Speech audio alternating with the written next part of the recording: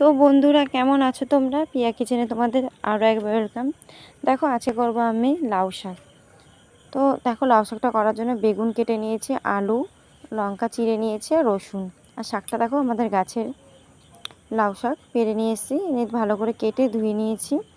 এরপরে দেখো কড়াইতে তেল দিয়ে আমি এখানে একটু চিংড়ি মাছ দেবো, যেহেতু চিংড়ি মাছ কটা অনেক দিন ধরেই ছিল, মানে অনেক দিন না, 2 দিন হয়ে গেছে ছিল। তো ভাবলাম এই লাউ চিংড়িতে মানে শাকের মধ্যে দিয়ে দিই। তো দেখো দিয়ে দিয়েছি। আর আমি একটা কথা তোমাদেরকে শেয়ার করতে চাই যে আমার এই চ্যানেলে আমি সব রকমের ভিডিও পোস্ট করব। তো দেখো আমি 5 ফোড়ন দিয়েছি সোমবার, আর রসুন দিয়ে আলুটা দিয়ে দিয়েছি। দিয়ে দেবো আলুটা ভাজার পরে দিয়ে দেবো একটু বেগুনগুলোকে বেশ ভাজা মানে নাড়ি চাড়িয়ে নিয়ে এরপরে আমি দিয়ে দেবো নুন আর হলুদ দিয়ে তারপর আমি শাকটা এখানে দিয়ে দেবো। তো দেখো আমি কিন্তু লাউ শাকটা এভাবেই রান্না করি, তোমরা কীভাবে রান্না করো অবশ্যই কিন্তু আমাকে কমেন্টে তোমরা জানিও। তো আমার শাকটা কিন্তু প্রায় হয়ে মানে হয়ে এসছে, আমি এটাকে একটু ঢেকে দেবো যাতে সেদ্ধ হয়ে যায় তাড়াতাড়ি। তো দেখো ঢাকা তুলে আমি দেখাচ্ছি তোমাদেরকে।